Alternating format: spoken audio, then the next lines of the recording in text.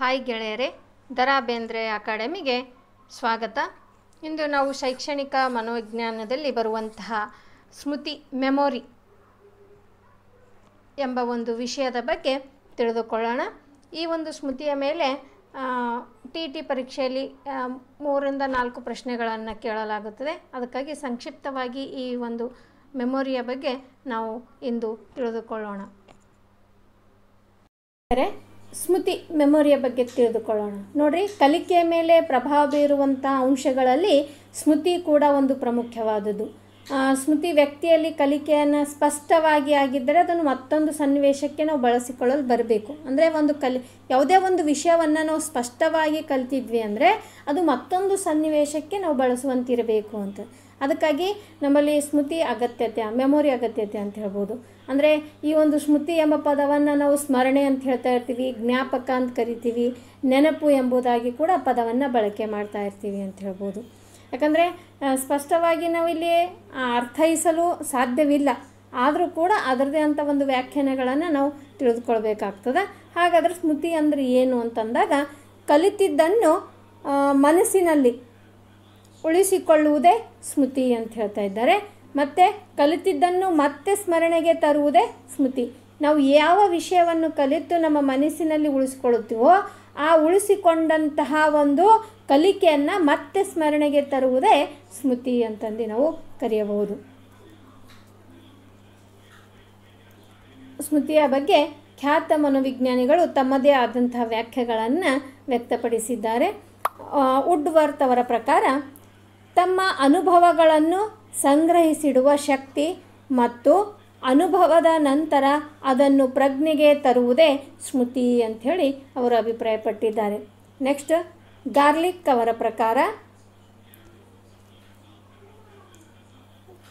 ಯಾವಾಗ ಮನಸ್ಸು ತನ್ನದೇ ಚಟುವಟಿಕೆಗಳಿಂದ ಗಳಿಸಿದ ಭಾವನೆಗಳನ್ನು ಮುದ್ರಿಸಿಕೊಳ್ಳುವುದು, ಉಳಿಸಿಕೊಳ್ಳುವುದು ಮತ್ತು ಪುನಃ ಸ್ಥಾಪಿಸಿಕೊಳ್ಳುವ ಚಟುವಟಿಕೆಯಲ್ಲಿ ತೊಡಗುತ್ತದೆಯೋ ಅದನ್ನು ಸ್ಮೃತಿ ಎಂದು ಕರೆಯುತ್ತೇವೆ ಅಂಥೇಳಿ ಗಾರ್ಲಿಕ್ ಅವರು ಅಭಿಪ್ರಾಯಪಟ್ಟಿದ್ದಾರೆ.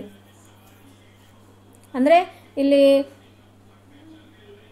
ಸ್ಮೃತಿ ಅಂದರೆ ನಾವು ಅರ್ಥ ಮಾಡಿದ್ವಿ ಅಂದರೆ ನಾವು ಯಾವುದನ್ನು ಕಲಿತೀವೋ, ಯಾವುದನ್ನು ನಮ್ಮ ಮನಸ್ಸಿನಲ್ಲಿ ಮುದ್ರಿಸಿಕೊಳ್ಳುತ್ತೀವೋ, ಉಳಿಸಿಕೊಳ್ಳುತ್ತೀವೋ ನಮ್ಮ ಗ್ರಹಿಕೆಯಲ್ಲಿ, ಅದನ್ನು ಪುನಃ ಬಳಕೆ ಮಾಡುವುದಕ್ಕೆ ಅಥವಾ ನಮಗೆ ಸನ್ನಿವೇಶಕ್ಕೆ ತಕ್ಕಂತೆ ಬಳಸಲು ಬರುವುದನ್ನು ನಾವು ಸ್ಮೃತಿ ಮೆಮೊರಿ ಅಂಥೇಳಿ ಎಂದು ಕರೆಯುತ್ತೇವೆ.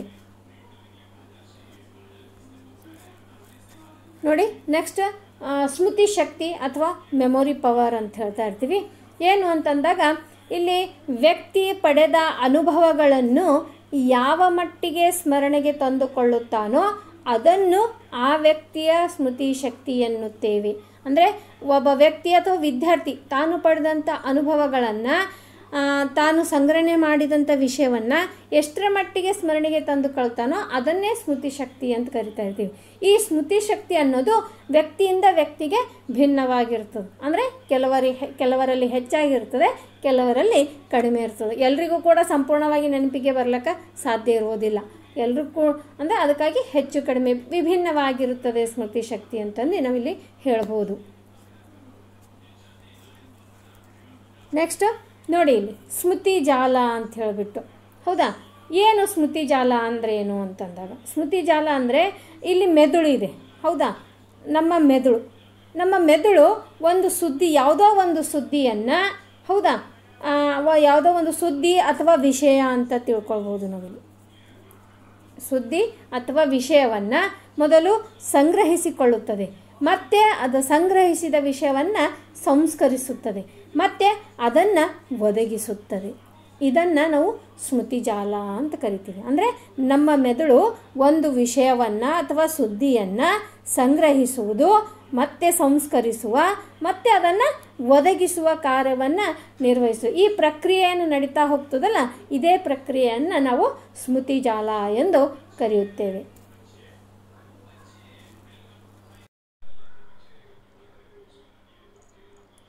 ಸ್ಮೃತಿಯ ವಿಧಗಳನ್ನು ತಿಳಿದುಕೊಳ್ಳೋಣ. ಸ್ಮೃತಿಯ ವಿಧಗಳಲ್ಲಿ 7 ವಿಧಗಳನ್ನು ನಾವು ನೋಡ್ತಾ ಇರ್ತೀವಿ. ಒಂದು ತಕ್ಷಣದ ಸ್ಮೃತಿ, ಶಾಶ್ವತ ಸ್ಮೃತಿ, ಯಾಂತ್ರಿಕ ಸ್ಮೃತಿ, ಸಂಬಂಧಿಸಿದ ಸ್ಮೃತಿ, ತಾರ್ಕಿಕ ಸ್ಮೃತಿ, ಸಕ್ರಿಯ ಸ್ಮೃತಿ, ನಿಷ್ಕ್ರಿಯ ಸ್ಮೃತಿ ಅಂತ ಹೇಳಿಬಿಟ್ಟು. ಇನ್ನು ಮೊದಲನೆಯದಾಗಿ ನೋಡೋದು ತಕ್ಷಣದ ಸ್ಮೃತಿ ಅಂತ ಹೇಳಿಬಿಟ್ಟು. ಯಾವುದು? ತಕ್ಷಣದ ಸ್ಮೃತಿ. ಏನು ತಕ್ಷಣದ?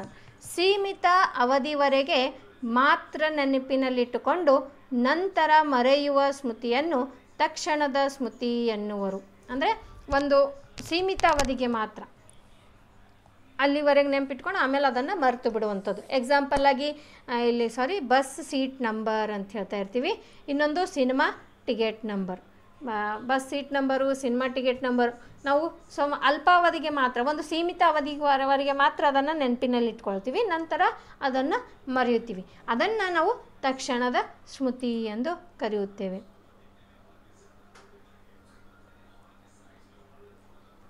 ನೆಕ್ಸ್ಟ್ ಶಾಶ್ವತ ಸ್ಮೃತಿ ಅಂಥೇಳಿ.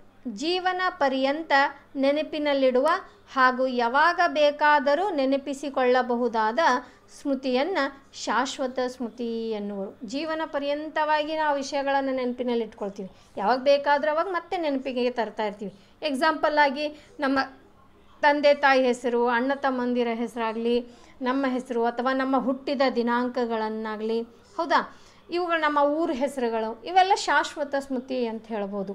ನಾವು ಅವು ಶಾಶ್ವತವಾಗಿ ನೆನಪಿಟ್ಕೊಳ್ತೀವಿ, ಜೀವನ ಪರ್ಯಂತವಾಗಿ ನೆನಪಿಟ್ಕೊಳ್ತಾ ಇರ್ತೀವಿ, ಮತ್ತು ಬೇಕಾದಾಗ ನಾವು ಅವುಗಳನ್ನು ನೆನಪಿಗೆ ತಂದುಕೊಳ್ತಾ ಇರ್ತೀವಿ ಅಂತ ಹೇಳ್ಬೋದು.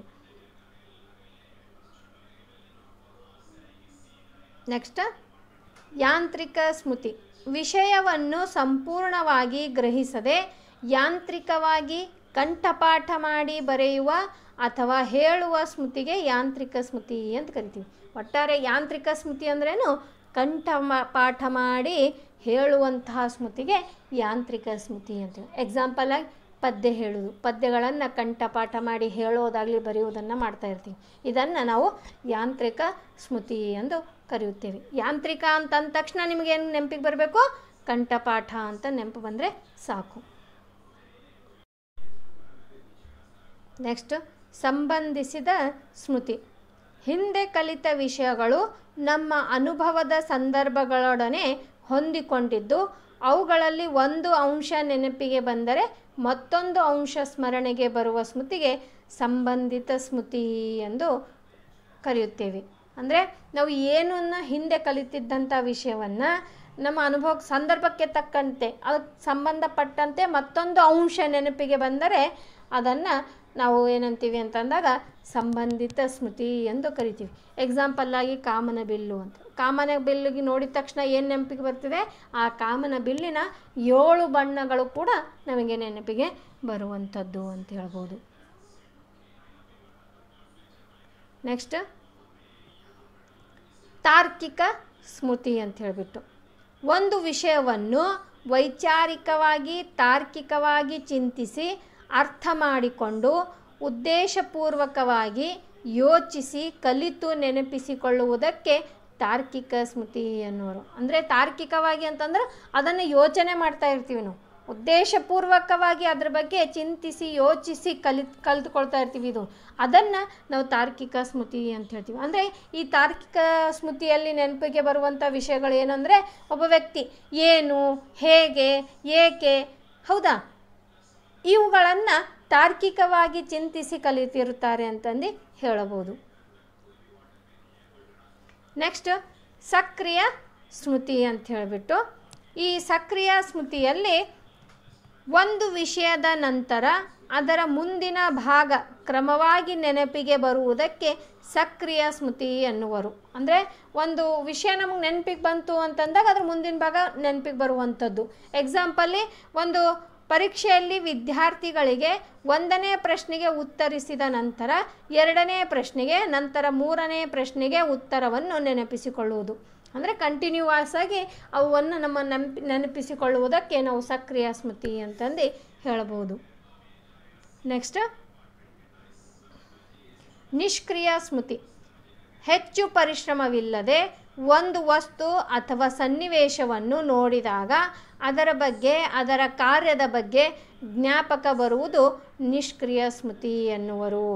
ನೋಡಿ, ಯಾವುದೇ ಒಂದು ಪರಿಶ್ರಮವಿಲ್ಲದೆ ಒಂದು ಸನ್ನಿವೇಶ ನೋಡಿದ್ದೀವಿ ಅಂತಂದ್ರೆ ತಕ್ಷಣ ಅದರ ಕಾರ್ಯ ಏನದ ಅನ್ನೋದನ್ನು ನಮಗೆ ಜ್ಞಾಪಕಕ್ಕೆ ಬರುವುದನ್ನು ನಿಷ್ಕ್ರಿಯ ಸ್ಮೃತಿ ಅಂತೀವಿ. ಎಕ್ಸಾಂಪಲ್ ಪೋಸ್ಟ್ ಮ್ಯಾನ್ ನೋಡ್ತೀವಿ. ಪೋಸ್ಟ್ ಮ್ಯಾನ್ ನೋಡಿದ ತಕ್ಷಣ ಏನಾಗುತ್ತೆ, ಅವನ ಕೆಲಸ ಕಾರ್ಯಗಳು ಏನು, ಅವನು ಅಂಚೆ ಚೀಟಿಯನ್ನು ಹಂಚುವಂಥ ಕೆಲಸವನ್ನು ಮಾಡ್ತಾನೆ ಅಷ್ಟೇ. ಡಾಕ್ಟರ್ ನೋಡಿದ ತಕ್ಷಣ ಟ್ರೀಟ್ಮೆಂಟ್ ಕೊಡುವಂಥದ್ದು, ಅವರು ಶಸ್ತ್ರಚಿಕಿತ್ಸೆ ಮಾಡುವಂಥದ್ದು ನಮಗೆ ನೆನಪಿಗೆ ಬರುವಂಥದ್ದು. ವಕೀಲರಿಗೆ ನೋಡಿದ ಅಥವಾ ನ್ಯಾಯವಾದಿಗಳಿಗೆ ನೋಡಿದ ತಕ್ಷಣ, ಅಂದರೆ ಯಾವುದೇ ಒಂದು ಪರಿಶ್ರಮವಿಲ್ಲದೆ ಒಂದು ಸನ್ನಿವೇಶ, ಒಂದು ವಸ್ತುವನ್ನು ನೋಡಿದ ತಕ್ಷಣ ಅವರ ಕಾರ್ಯದ ಬಗ್ಗೆ ನೆನಪಿಗೆ ಬರುವಂಥದ್ದು ನಿಷ್ಕ್ರಿಯ ಸ್ಮೃತಿ ಎಂದು ನಾವು ಕರೆಯುತ್ತೇವೆ. ನೋಡಿ ವಿದ್ಯಾರ್ಥಿಗಳೇ, ಈ ಸ್ಮೃತಿಯ ಇನ್ನು ಇದರಲ್ಲಿ ಮುಂದೆ ಬರುತ್ತೆ ಪಾರ್ಟ್ 2ರಲ್ಲಿ ನೀವು ಸ್ಮೃತಿಯ ಹಂತಗಳೇನು, ಸ್ಮೃತಿಯ ಮೇಲೆ ಪ್ರಭಾವ ಬೀರುವ ಅಂಶಗಳೇನು ಅನ್ನೋದನ್ನು ನೀವು 2ನೇ ಭಾಗದಲ್ಲಿ ತಿಳಿದುಕೊಳ್ಳೋಣ.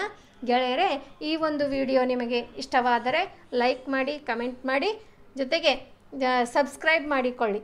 ಜೈ ಹಿಂದ್, ಧನ್ಯವಾದಗಳು.